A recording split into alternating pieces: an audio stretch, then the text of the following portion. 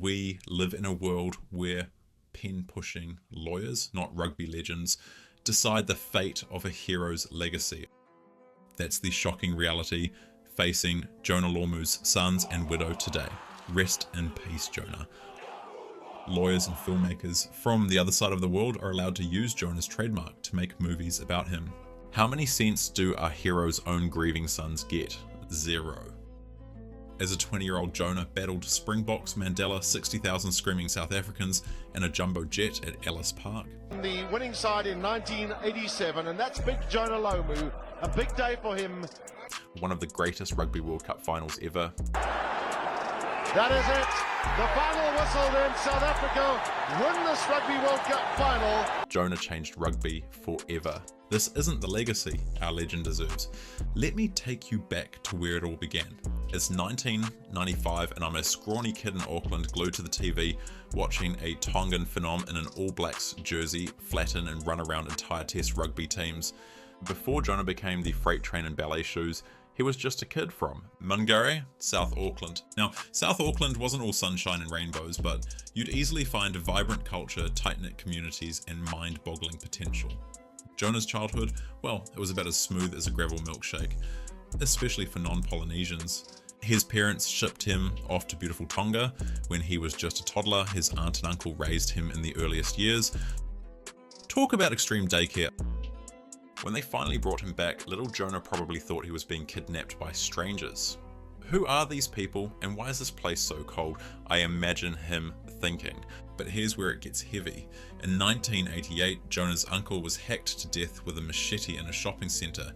I mean, most of us were worried about Ninja Turtle toys back then, but Jonah, his family was dealing with real-life wannabe ninja crap. It was a terrifying wake-up call for Jonah's family. Jonah's mum, Heppy, steps in like a superhero. She looked at young Jonah and thought, this kid needs less Straight Outta Compton and Boys in the Hood and more Dead Poets Society. Ricky! Off to Wesley College he went, one of the greatest rugby nurseries in the world. Imagine handsome young Jonah in a tie and blazer. It's like putting a shark in a tuxedo. Scary, but classic dapper. What did Wesley give him? Discipline and rugby. Now here's where 90s kid me comes in. This guy, still in his teens, makes his All Blacks debut in 1994. Lamu, this incredible young athlete. First ever victory on this famous field. France 22, New Zealand 8. I'm thinking, when I grow up, I want to be just like him. Spoiler alert, I didn't. Unless Jonah had a secret life in middle management and a huge student loan. But then, plot twist, after the All Blacks' famous loss to France at Eden Park, sacrilege, Jonah gets dropped faster than a hot harangi stone. Shucks, hope that's not the end. We all thought. All Blacks coach Laurie Mains had other ideas. He saw the potential in Jonah and got him super fit for the 1995 World Cup. It was like watching a caterpillar turn into a butterfly, but our butterfly was 120 kilograms and could run the 100 meters in 10.8 seconds. Jonah doesn't just come back, he comes back like he's been bitten by a radioactive rhino. In the semi-final against England, it wasn't a knockout final, it was a Jonah tribute. Mike Catt, doormat Rory Underwood underneath Jonah's palm. Lamu! Next week, the final against South Africa. Imagine being 20 years old, facing not just the Springboks, but the entire reunited nation of South Africa, with Nelson Mandela himself shocking the entire world.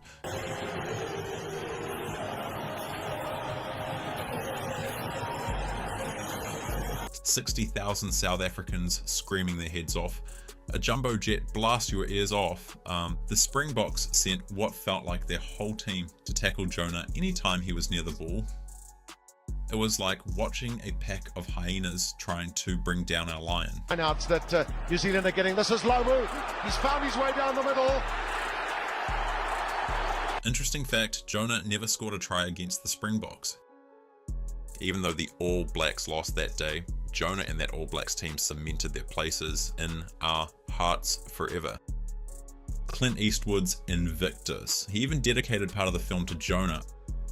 I bet that trust lawyer who's messing with Jonah's legacy now has never had a Hollywood legend tip his hat to him. But life isn't all tries and glory. Jonah faced his toughest opponent off the field, kidney disease. In true Jonah fashion, he treated it like just another defender to steamroll. Jonah was hope and dreams personified for every poor kid in New Zealand. Seeing this humble kid from Mangere on McDonald's and Adidas ads, he was our dreams come true right in front of our eyes. Oh, his muscles were bulging and he was just holding this fish just so tight. We'd seen all black legends on the wing like Brian Williams, John Kerwin and Va'aiga Tuigamala. They were amazing. But Jonah? He was on another level entirely, and when he lined up alongside Christian Cullen, Tana Umaga and Jeff Wilson, the legend just kept growing. Could it get better? The Blues, Super 12 and Carlos Spencer came. When they won those first 2 titles, it was like all our Auckland summer Christmases had come at once. Ashman's made a great chase, what a terrific tackle, and Carlos Spencer gets the try.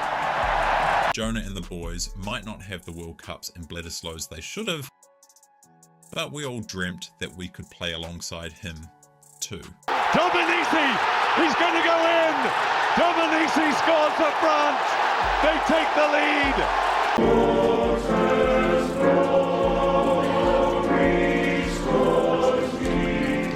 Lead me, guide me, walk beside me. As much as my heart has been broken, it breaks my heart to see what the boys have had to go through. He was loved by people, but there was always someone out there who wanted to have a go at him. And for the most famous rugby player in the world, I also believe he was one of the loneliest. The real tragedy of his death is that he's not going to see these young fellas grow up.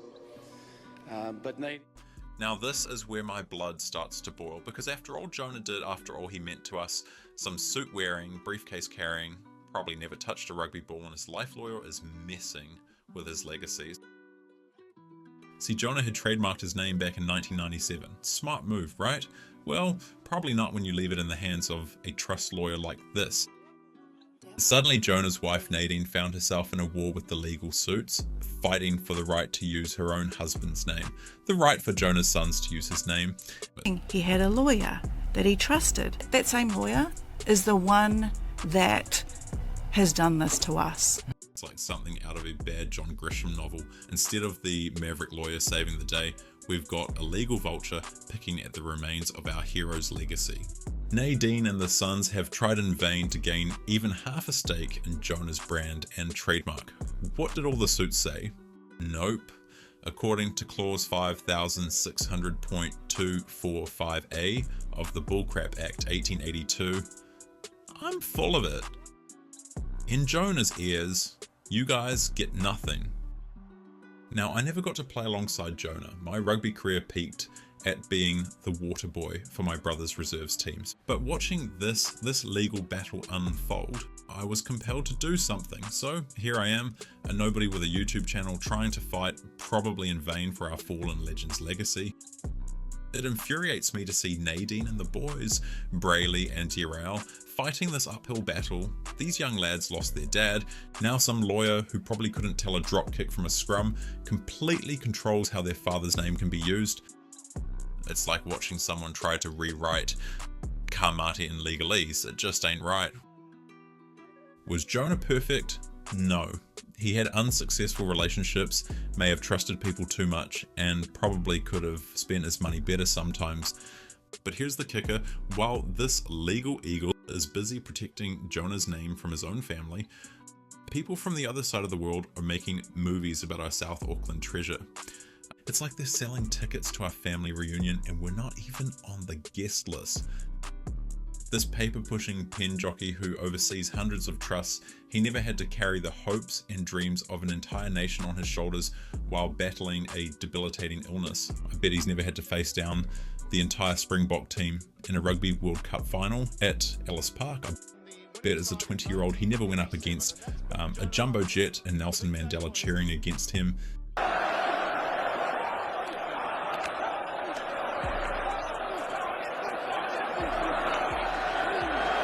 Well, that's the... And Jonah's kindness. It makes this lawyer look like a cold-blooded robot. The beloved Jonah was renowned for his kindness and charity work. Jonah used his fame to support causes, to help kids with kidney disease, to inspire a generation. This legal war is the opposite of everything Jonah is. So here's what I say, enough is enough. It's time to honor Jonah's legacy the way he would have wanted. Jonah's legacy is to inspire, to uplift, to show kids from tough backgrounds, people struggling with debilitating diseases. He reminded them that someone's thinking about and praying for them. Jonah's not just a trademark or a brand. To this lawyer, to anyone who thinks they can reduce Jonah's legacy to a series of words, I say this: you might have the law on your side, but you don't have the mana of Jonah. The millions of fans who Jonah was and always will be a hero to, you'll never have their respect and love. Jonah's legacy, it lives in the hearts of millions of people every time they pick up a rugby ball. From the streets of South Auckland, Cape Town, Jonah lives in the hearts of every rugby lover who watched in awe as he steamrolled over or ran around defenders, whatever he felt like at that second. Jonah lives in the pride of every All Black fan who saw a bit of themselves in our humble superstar from Mangere. If any lawyers are watching this, come on, would it kill you to show some heart?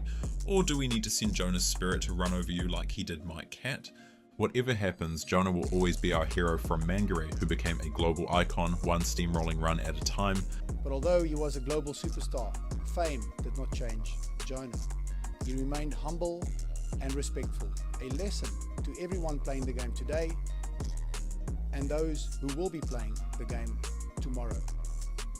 The rugby world misses Jonah Lomu, but we will not forget him.